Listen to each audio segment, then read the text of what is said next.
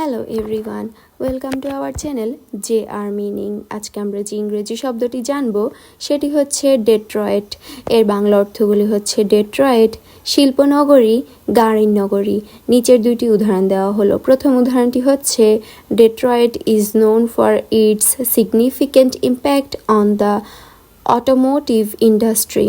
আমি আবারও বলছি, Detroit is known for its significant impact on the automotive industry. এর বাংলা অর্থটি হচ্ছে ডেট্রয়েট তার অটোমোটিভ শিল্পের উল্লেখযোগ্য প্রভাবের জন্য পরিচিত। দ্বিতীয় উদাহরণটি হচ্ছে the revival of Detroit is seen as a symbol of urban regeneration.